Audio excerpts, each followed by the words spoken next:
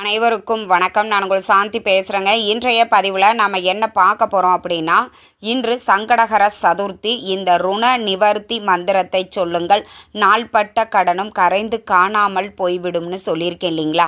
அப்படிப்பட்ட ஒரு சக்தி வாய்ந்த ருண நிவர்த்தி மந்திரத்தை தான் நான் உங்களுக்கு சொல்ல போகிறேன். வாங்க வீடியோக்குள்ளே போகலாம்.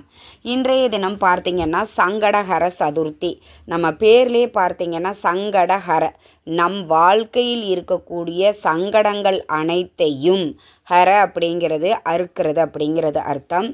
நம் வாழ்க்கையில் இருக்கக்கூடிய சங்கடங்கள் அனைத்தையும் அறுத்து விரட்டக்கூடிய விநாயக பெருமானை விரதமிருந்து வழிபட்டோம் அப்படின்னா நம்ம வாழ்க்கையில் இருக்கக்கூடிய கஷ்டங்கள் அனைத்தும் தீர்ந்து போய்விடும் அப்படிங்கிறது ஐதீகம்.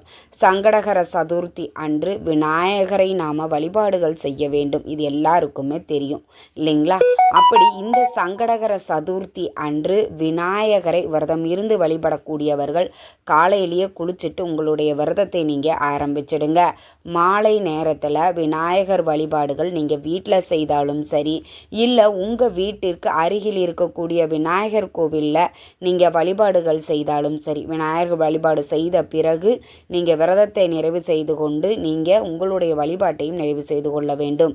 இப்படி ரொம்ப எளிமையாக நம்ம வீடுகளில் வழிபாடுகள் செய்யணும். ஒருத்தங்க வாழ்க்கையில் ரொம்ப ரொம்ப கஷ்டத்தில் இருக்கிறாங்க, ரொம்ப வறுமையில் இருக்கிறாங்க, இனிமேல் உயிர் மட்டும்தான் இருக்குது, வேறு எதுவுமே கிடையாது, வாழ்க்கையில் நான் வாங்காத அடியே கிடையாது, படாத கஷ்டம் இல்லை அப்படின்னு கஷ்டத்தில் ஊறி கஷ்டமே என்னுடைய வாழ்க்கை ஆகிப்போச்சு அப்படின்னு இருக்கிறவங்க இன்றைக்கி நான் சொல்லக்கூடிய இந்த ஒரு எளிய மந்திரத்தை சொல்லுங்கள். அதுலேயும் ரொம்ப ரொம்ப முக்கியமானது பார்த்திங்கன்னா இந்த கடன் பிரச்சனை தாங்க. நிறைய பேரோட வாழ்க்கையில் இந்த கடன் பிரச்சனை அப்படிங்கிறது பல பிரச்சனைகளை உருவாக்கிறது. இப்போ இருக்கக்கூடிய காலகட்ட சூழ்நிலைகளில் கடன் வாங்காமல் நம்மளால் வாழ முடியாது அப்படிங்கிற ஒரு காலகட்ட நிலைக்கு நம்ம வந்துட்டோம். நம்மளுடைய சூழ்நிலையை கருதி நாம் கடன் வாங்கிடுறோம். அப்படி வாங்கக்கூடிய கடன்களை எளிதில் நம்மளால் அந்த கடனை திருப்பி கொடுக்க முடியுதா அப்படின்னு கேட்டால் பலராலையும் முடியாமல் ரொம்பவே கஷ்டப்பட்டுட்டு இருக்காங்க. அப்படி நீங்கள் கடன் பிரச்சனையால் கஷ்டப்பட்டு கொண்டிருக்கிறீங்க அப்படின்னா கண்டிப்பாக உங்களுக்கு இந்த மந்திரம் அப்படிங்கிறது ரொம்பவே ஹெல்ப்ஃபுல்லாக இருக்குங்க. நம்பிக்கையோடு சொல்லுங்கள். உங்களுடைய நாள்பட்ட கடனும் இருந்த இடம் தெரியாமல் போய்விடக்கூடிய அளவுக்கு இது ஒரு சக்தி வாய்ந்த மந்திரம். மாலை நேரத்தில் நீங்கள் விரதம் இருந்தாலும் சரி, விரதம் இல்லேட்டாலும் சரி, மாலை நேரத்தில் தான் இந்த சங்கடகர சதுர்த்தி வழிபாடு அப்படிங்கிறது செய்யணும். காலையில் செய்வதை காட்டிலும் மாலை நேரத்தில் வழிபாடு செய்வது தான் சிறப்பான பலன்களை உங்களுக்கு கொடுக்கும். வீட்டில் நீங்கள் வழிபாடு செய்கிறவங்க முதல்ல நான் சொல்லிடுறேன், ஒரு வெத்தலையில் மஞ்சளில் விநாயகர் பிடிச்சி வச்சுக்கோங்க. அதே மாதிரி வீட்டில் விநாயகர் படம் வச்சுருக்கிறீங்க, இல்லை வெளில இருக்க விநாயகர் விக்கிரகம் வச்சுருக்கிறீங்க, எது உங்ககிட்ட இருக்குதோ அதை வச்சு நல்லா அலங்காரம் பண்ணி மஞ்சள் குங்குமம் வச்சுக்கோங்க, அருகம்புல் சாத்திக்கோங்க, எருக்கம்பூ வெள்ளை எருக்கம்பூ கிடைச்சா வச்சுக்கோங்க, கிடைக்கலன்னா வைக்கணும் அப்படிங்கிற கட்டாயம் கிடையாது. அடுத்தது பார்த்திங்கன்னா நாம் வாழ்க்கையில் வெற்றிகள் வந்து கொண்டே இருக்கணும், எல்லா காரியத்திலையும் நம்மளுக்கு வெற்றி கிடைக்க வேண்டும் அப்படின்னா விநாயகருக்கு வெட்டிவேர் தீபம் ஏற்றுவாங்க. ஒன்றும் இல்லைங்க, ஒரு மண் அகல் விளக்கில் நல்லெண்ணெய் இல்லைன்னா நெய் ஊற்றிக்கோங்க.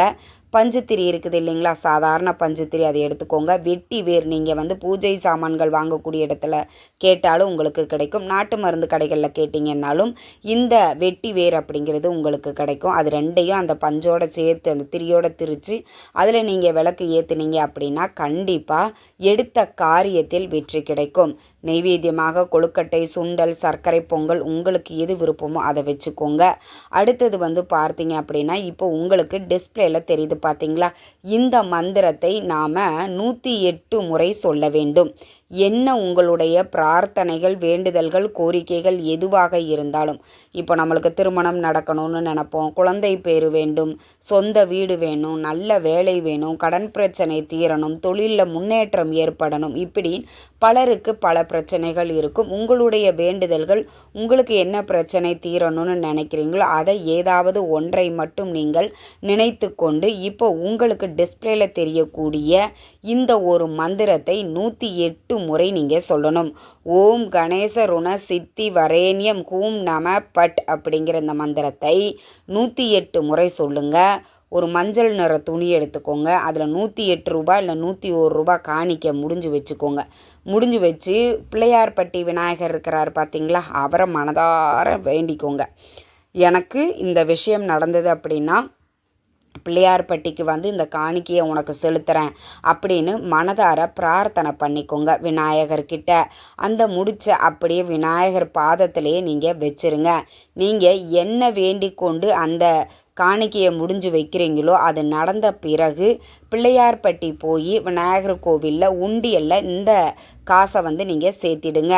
இப்படி நீங்கள் ஏதாவது ஒரு வேண்டுதல்களை வச்சு இந்த மந்திரத்தை சொல்லி 108 ரூபாய் இல்லது 101 ரூபாய் காணிக்க முடிஞ்சு வையுங்க. நீங்கள் என்ன கேட்டாலும் விநாயக பெருமான் அதை நடத்தி கொடுப்பார். இன்றைய காலகட்டத்தில் பலருக்கும் பல பிரச்சனைகள் இருந்து கொண்டிருக்கிறது. எல்லா பிரச்சனைகளுக்கும் தீர்வு கிடைக்கும் இல்லைங்களா? அப்படி நம்மளுக்கு நம்ம வாழ்க்கையில் இருக்கக்கூடிய பிரச்சனைகளை தீர்ப்பதற்குண்டான வழிகளையும் சூழ்நிலைகளையும் விநாயகப் பெருமான் நம்மளுக்கு அமைச்சு கொடுப்பாரு. அதனால் கண்டிப்பாக நீங்கள் விநாயகரை நம்பி இந்த ஒரு எளிய மந்திரத்தை சொல்லி இந்த வழிபாட்டை செய்யுங்கள். நீங்கள் காணிக்கையெல்லாம் முடிஞ்சு வச்ச பிறகு தீபதூப ஆராதனையெல்லாம் காட்டி உங்களுடைய பூஜையை நீங்கள் நிறைவு செய்து கொள்ளலாம். விரதம் இருக்கக்கூடியவர்கள் வந்து பார்த்தீங்கன்னா நீங்கள் நெய்வேத்தியம் வச்சுருப்பீங்க இல்லைங்களா, அதையே பிரசாதமாக எடுத்துக்கொண்டு உங்களுடைய வேண்டுதல்களை நிறைவேற்றி கொள்ளுங்கள். உங்களுடைய விரதத்தையும் பூர்த்தி செய்து கொள்ளுங்கள். அதே மாதிரி அருகில் இருக்கக்கூடிய விநாயகர் கோவிலுக்கு சென்று அங்கே வந்து பார்த்திங்கன்னா 2 தீபங்கள் ஏற்றி அருகம்புல் மாலை சாற்றி விநாயகரை நீங்கள் வழிபாடு செய்வது அப்படிங்கிறது மேலும் உங்களுக்கு அதிக பலனை தரும். அதே மாதிரி இந்த சங்கடகர சதுர்த்தி வந்து புதன்கிழமையோடு வருவது மேலும் சிறப்புக்குரியது. பொதுவாகவே புதன்கிழமை அன்று விநாயகரை வழிபாடு செய்வது சிறப்பான பலனை தரும். ஏன்னா புதன் பகவான் புத்திக்காரகன். புத்திக்கு அதிபதி யார் அப்படின்னா விநாயகப் பெருமான் தான். நம்ம கல்வியில் ரொம்ப மந்த நிலையில் நம்மளுடைய குழந்தைகள் இருக்கிறாங்க அப்படின்னா விநாயகர் வழிபாடு செய்யுங்க புதன்கிழமை தோறும். ஏன்னா கல்வி, ஞானம், அறிவு எல்லாத்தையும் கொடுக்கக்கூடியவர் விநாயகப் பெருமான். எந்த விநாயகப் பெருமானை நாம் வழிபாடு செய்யும் பொழுது நம்மளுக்கு அதி அற்புதமான பலன்களை கொடுக்கக்கூடியது. கண்டிப்பாக இந்த புதன்கிழமையோடு வரக்கூடிய சங்கடகர சதுர்த்தியை தவற விடாதீர்கள். அதே மாதிரி ரேவதி நட்சத்திரத்தோடு வருவதும் மிகவும் சிறப்பானது. இந்த சங்கடகர சதுர்த்தி நம் வாழ்க்கையில் இருக்கக்கூடிய சங்கடங்கள் அனைத்தையும் தீர்க்கக்கூடியது. நிச்சயம் உங்களுடைய வேண்டுதல்கள், கோரிக்கைகள் எதுவாக இருந்தாலும் அதை விநாயகப் பெருமான் கண்டிப்பாக நிறைவேற்றி வைப்பார். இந்த எளிய வழிபாட்டை மாலை நேரங்களில் விநாயகரை நினைத்து வழிபாடு செய்யுங்கள். நிச்சயம் நினைத்தது அனைத்தையும் நடத்தி கொடுப்பார். அதே மாதிரி ஒவ்வொரு சங்கடகர சதுர்த்தி அன்றும் தேங்காய் உடைப்பது அப்படிங்கிறது ரொம்ப விசேஷம். யார் கடன் வாங்கியிருக்கீங்களோ அவங்க போய் விநாயகர் கோவிலுக்கு போய் இந்த சங்கடகர சதுர்த்தி அன்று ஒரு தேங்காய் வாங்கிட்டு போங்க. உங்கள் தலையை 3 முறை கிளாக் வைஸில் 3 முறை ஆன்டி கிளாக் வைஸில் சுற்றி விநாயகர் கோவிலில் அந்த தேங்காயை உடைச்சிட்டு வாங்க. நிச்சயம் கடன் பிரச்சனை அனைத்தும் முற்றிலுமாக தீரும். இந்த தகவல் உங்களுக்கு ரொம்பவுமே பயனுள்ளதாக இருந்திருக்கும்னு நினைக்கிறேன். வீடியோ பிடிச்சிருந்தால் லைக் பண்ணுங்கள், ஷேர் பண்ணுங்கள், கமெண்ட் பண்ணுங்கள். இந்த பதிவை உங்களுடைய உற்றார் உறவினர்கள் நண்பர்களுக்கும் ஷேர் பண்ணுங்கள். அவங்களும் பார்த்து பயன்பெறட்டும். நன்றி, வணக்கம்.